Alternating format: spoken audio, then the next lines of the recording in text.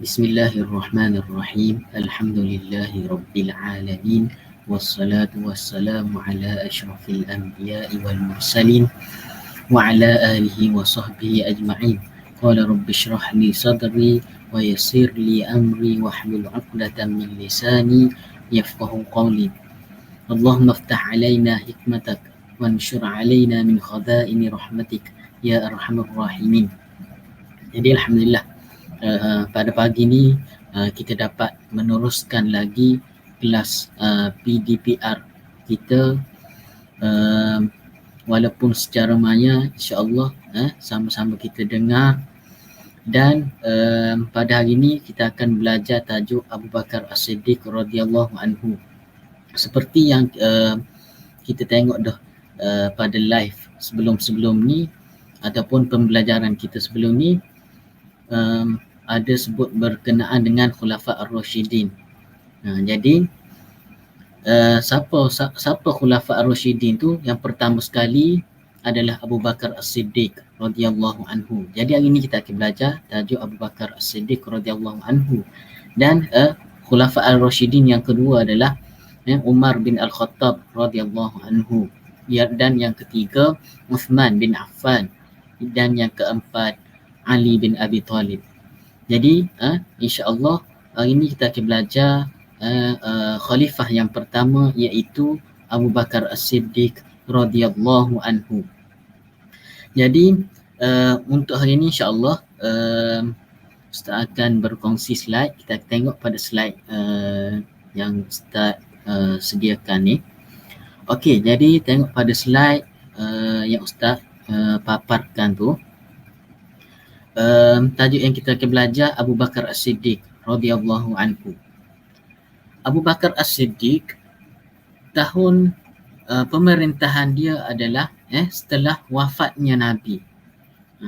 Jadi setelah wafatnya Nabi pada tahun 11 Hijrah, jadi sahabat-sahabat ni berbincang nak lantik siapa. Jadi lepas ni kita akan tengok lagu mana cara pemilihan Abu Bakar, bilakah Abu Bakar dilahirkan, Abu Bakar ni nasab dia dari nasab mana, keturunan. Nasab ni adalah keturunan. Dari keturunan mana. Okey, jadi kita teruskan tajuk pembelajaran kita pada hari ini Abu Bakar As-Siddiq radhiyallahu anhu. Abu Bakar As-Siddiq, tengok pada slide tu, bawah daripada slide ada tarikh. Tarikh pemerintahan Abu Bakar As-Siddiq adalah bermula pada tahun 11 Hijrah hingga tahun 13 Hijrah. Tu tahun Hijrah. Tahun Masihi ada dalam slide tu. 632 hingga 634 Masihi. Tu adalah tempoh pemerintahan Abu Bakar As-Siddiq. Biasalah kita kalau kita duduk di Malaysia pun sebagai contoh Perdana Menteri dia ada tempoh pemerintahan dia berapa tahun. Okay. Jadi Abu Bakar As-Siddiq ini tempoh pemerintahan dia start daripada 11 Hijrah hingga ke 13. Okey, kita masuk pada yang pertama, awalan nasabuhu wa mauliduhu wa nasya'atuhu wa fadluhu. Awalan, yang pertama kita akan tengok nasabuhu. Abu Bakar As-Siddiq ni daripada keturunan mana? Wa mauliduhu, kelahiran mana? Kelahiran, bilakah kelahiran Abu Bakar As-Siddiq? Wa nasya'atuhu, kehidupan. Lagu mana kehidupan Abu Bakar As-Siddiq radhiyallahu anhu. Dan kita akan tengok juga kelebihan Abu Bakar As-Siddiq. Apa kelebihan Abu Bakar As-Siddiq radhiyallahu anhu? Okey, kita teruskan lagi. Bawah pada awalan tu ada nasabuhu wa mauliduhu, keturunan dan kelahiran Abu Bakar As-Siddiq. Okey, yang pertama, nusiba Abi Bakrin As-Siddiq radhiyallahu anhu wa Abdullah bin Uthman bin Amir At-Taimi Al-Quraisy. Abu Bakar As-Siddiq ni nusiba, keturunan, wa Abdullah bin Uthman bin Amir At-Taimi Al-Quraisy. Itu adalah keturunan bagi Abu Bakar As-Siddiq radhiyallahu anhu. Al-Quraisy belakang tu biasanya Quraisy ni adalah digunakan untuk orang-orang yang berada di Mekah. Tengok pada poin yang kedua, poin bawah yang kedua tu, kana Nabi sallallahu alaihi wasallam bi Abi Bakrin litabkirahu fi dukhulil Islam. Poin yang kedua tu, Nabi sallallahu alaihi wasallam memberi gelaran kepada beliau iaitu Abu Bakar As-Siddiq kerana li'annahu bi Abi Bakrin As-Siddiq litabkirahu, kerana beliau adalah orang yang terawal memasuki Islam. Kana Nabi sallallahu alaihi wasallam bi Abi Bakrin As-Siddiq litabkirahu fi dukhulil Islam. Nabi sallallahu alaihi wasallam memberi gelaran kepada beliau dengan gelaran Abu Bakar. Abu Bakar kerana litabkirahu, kerana beliau adalah orang yang terawal memasuki Islam, fi dukhulil Islam. Okey, tengok pada poin yang ketiga, Lukiba radhiyallahu anhu, Lukiba Abu Bakar As-Siddiq radhiyallahu anhu bis-Siddiq, bis-Siddiqi li'annahu badirun ila tasdiqir Rasul sallallahu alaihi wasallam walazimu as-sirku. Diberi gelaran Lukiba, diberi gelaran bis-Siddiq, diberi gelaran dengan as-Siddiq li'annahu, kerana badirun ila tasdiqir Rasul sallallahu alaihi wasallam, kerana beliau orang yang pertama membenarkan ila tasdiqir Rasul, membenarkan Rasul sallallahu alaihi wasallam, walazimus sirku, dan sentiasa membenarkan baginda, walazimus sirku, dan sentiasa membenarkan baginda. Jadi gelaran-gelaran As-Siddiq ni Nabi yang bagi. Sebab apa?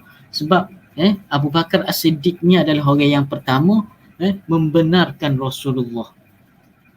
Membenarkan Rasulullah adalah sebagai Rasul, dan sentiasa membenarkan baginda. Maknanya gapo Nabi buat tu ya betul. Gitu. Okey, yang seterusnya tengok pada dash yang keempat. Wulida fi Makkah ba'da amil fil bi'amaini wa bid'ati ashhur wa huwa asgharu minar rasul sallallahu alaihi wasallam sinna bi sintaini wa ashhur. Abu Bakar As-Siddiq wulida, dilahirkan di Makkah, fi Makkah ba'da amil fil bi'amaini wa bid'ati ashhur. Beliau dilahirkan di Makkah 2 tahun dan beberapa bulan pada tahun gajah. Wa huwa asgharu minar rasul sallallahu alaihi wasallam sinna bi sintaini wa ashhur. Beliau 2 tahun dan beberapa bulan lebih muda daripada Nabi sallallahu alaihi wasallam. Maknanya sini kita boleh tengok bilakah Abu Bakar As-Siddiq ni dilahirkan dan di mana Abu Bakar As-Siddiq ni dilahirkan. Abu Bakar As-Siddiq dilahirkan di Mekah, tahun gajah juga, beberapa bulan, 2 tahun dan beberapa bulan setelah Nabi dilahirkan.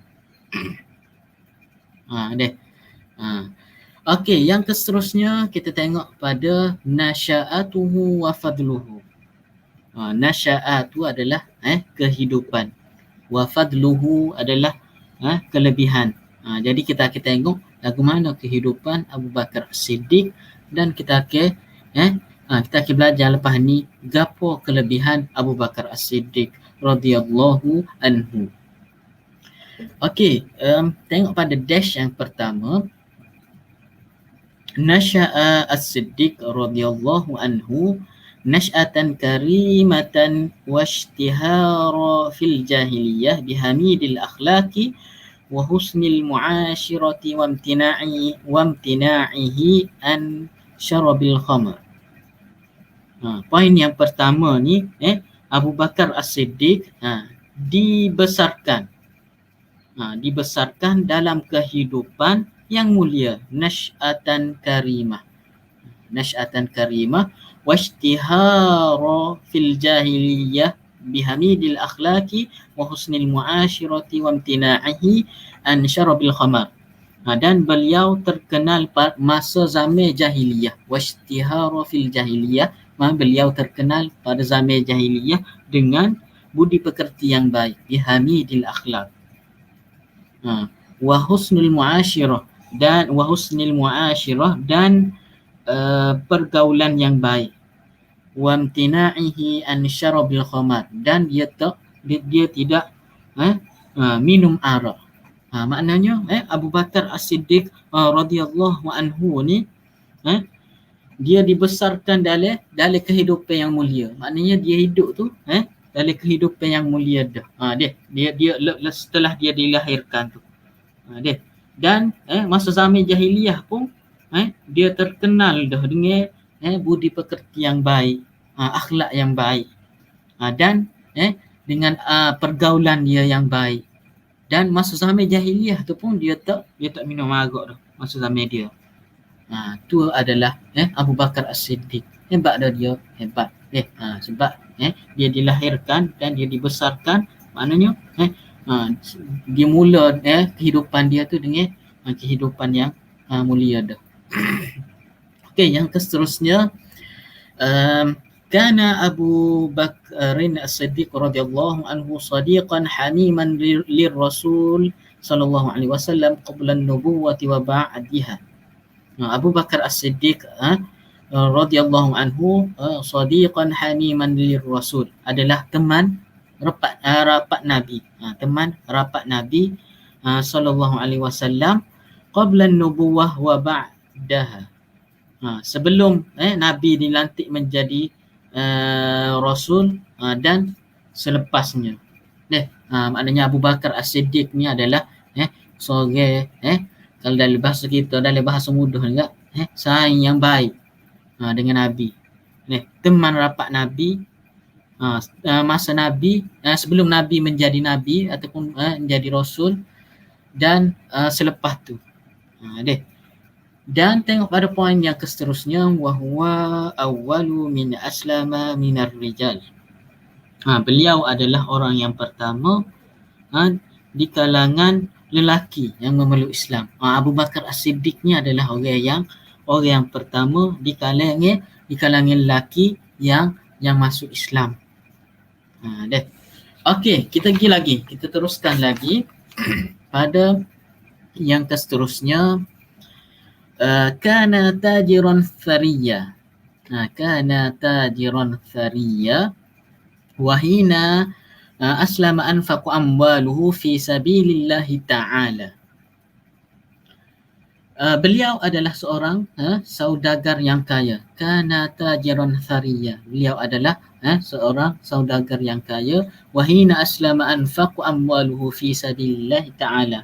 Dan setelah dia masuk Islam, beliau menginfakkan ataupun beliau menghabiskan hartanya di jalan Allah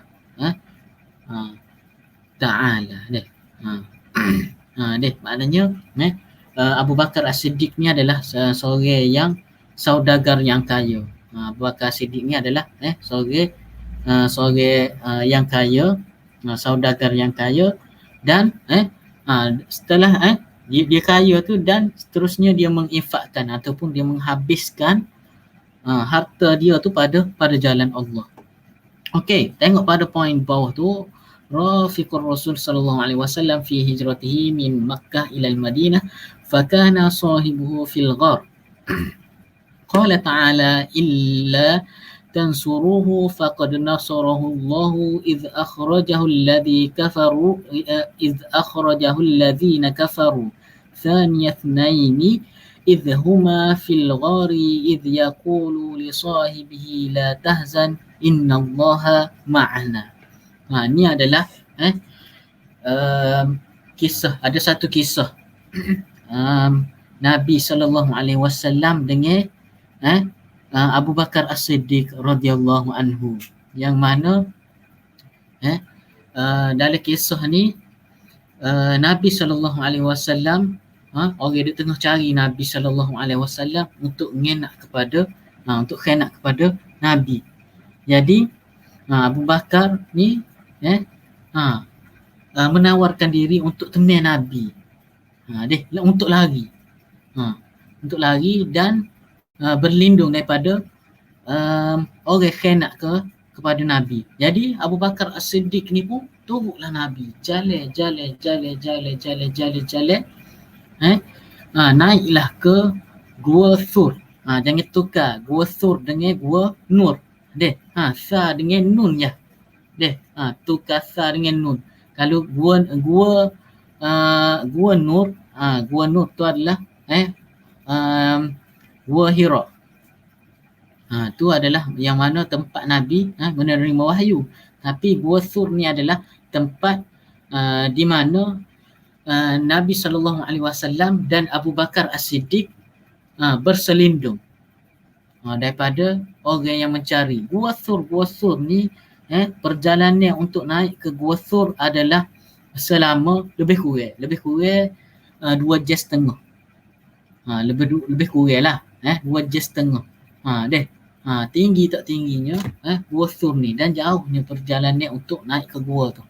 Jadi sahabat yang temui Nabi SAW untuk berlindung ataupun lari daripada orang yang nak bunuh Nabi ni adalah Abu Bakar As-Siddiq. Jadi jalan Abu Bakar As-Siddiq bersama Rasulullah ni naik ke Gua Thur kurang lebih 2 jam setengah. Jadi sapalah ke Gua Thur. Jadi siapa ke pintu Gua Thur tu, Nabi SAW kata, tak apa, biar aku masuk dulu. Jadi apa Abu Bakar kata? Abu Bakar kata, tak boleh Nabi, biar aku masuk dulu. Setelah aku masuk, cuci dan tutup lubang apa semua, baru mu boleh masuk. Kalau mu masuk dulu, kalaulah ada binatang buah dalam gua tersebut, kalau mu kena patuk ko, kena sengak ko, jadi mu ni boleh menyebabkan cedera ataupun boleh menyebabkan mu ni wafat. Jadi setelah tu Abu Bakar kata gitu. Boleh menyebabkan mu ni wafat.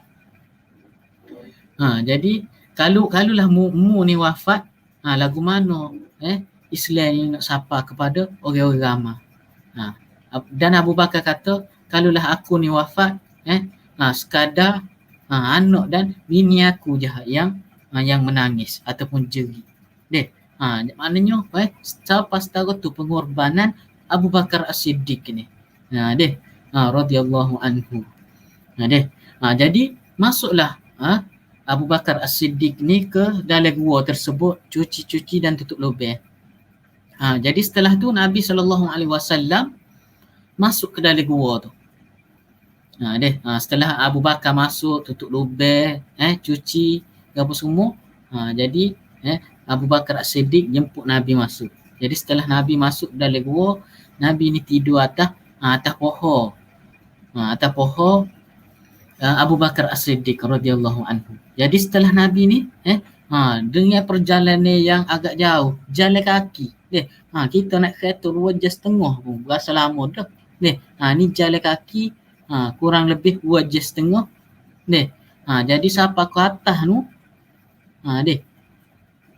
mestilah letih.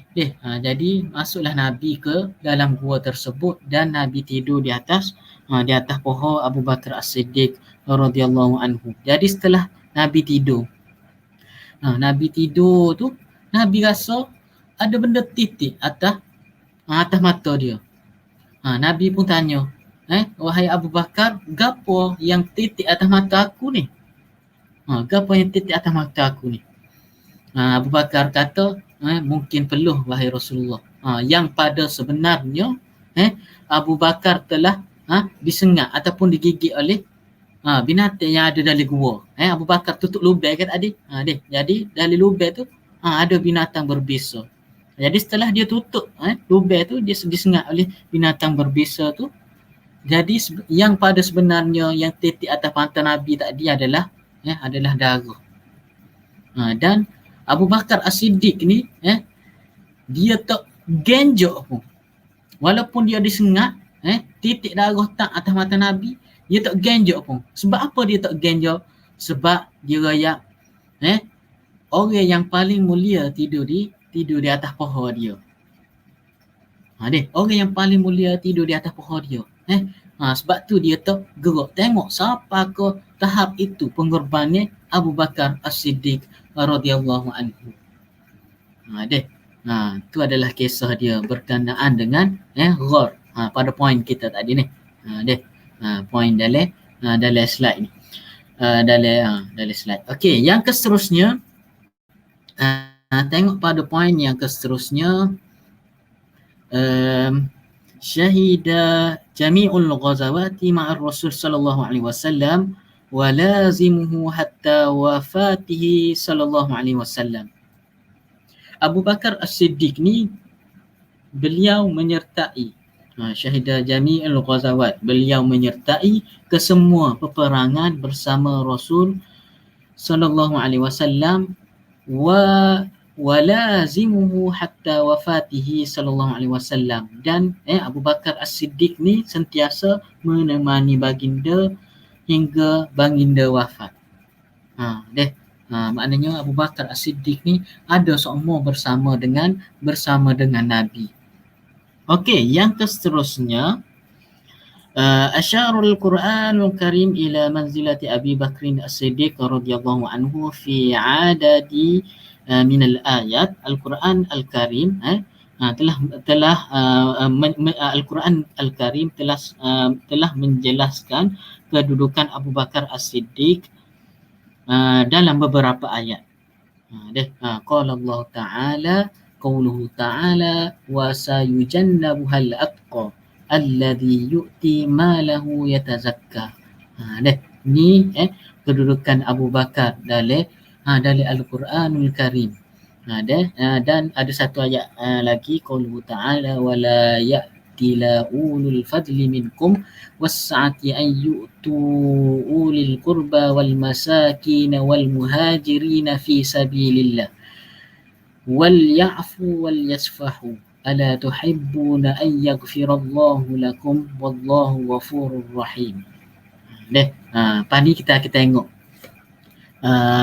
dia ada kaitan dengan pada poin-poin bawah tu berkenaan dengan Abu Bakar semasa dia menjadi pemimpin. Okey, yang seterusnya, poin yang seterusnya, kana Abu Bakrin As-Siddiq radhiyallahu anhu ahada asyrata mubashirina bil jannah. Abu Bakar As-Siddiq ni adalah salah satu daripada 10 yang dijanjikan syurga. Abu Bakar As-Siddiq ni adalah salah seorang daripada 10 yang dijanjikan syurga. Itu adalah Abu Bakar As-Siddiq radhiyallahu anhu. Jadi untuk hari ni cukup dulu setakat tu. Maknanya hari ni kita boleh tahu nasab, gapo nasab keturunan nasab ataupun keturunan Abu Bakar As-Siddiq, wa mauliduhu. Kita boleh tahu di manakah Abu Bakar As-Siddiq ni dilahirkan dan pada tahun berapa, muda berapa tahun dia dengan Nabi. Wa nasya'atuhu, dan kehidupan Abu Bakar As-Siddiq yang panjang lebar ni. Wa fadluhu, dan kelebihan Abu Bakar As-Siddiq. Banyak sangat kelebihan Abu Bakar As-Siddiq radhiyallahu anhu, seperti yang kita belajar saat ni, yang kita tengok saat ni. Jadi insya-Allah untuk yang seterusnya ni kita akan sambung pada kelas yang seterusnya. Thaniyan ikhtiyaruhu lil khilafah wa ahammu a'maluhu. Ni kita akan belajar dalam kelas yang seterusnya. Yang kedua ni ikhtiyaruhu lil khilafah wa ahammu a'malihi. pemilihan beliau sebagai khalifah dan perkara-perkara penting yang Abu Bakar lakukan pada zaman beliau. Ni kelas akhir ni kelas akhir kita akan belajar lagu mana cara pemilihan Abu Bakar As-Siddiq dan gapo perkara-perkara penting yang dibuat ataupun dilakukan oleh Abu Bakar As-Siddiq masa zaman dia. Jadi untuk kelas hari ini kita berhenti setakat tu dulu. Aku qauli hadza wa astaghfirullahal azim wa lakum. Assalamualaikum warahmatullahi wabarakatuh.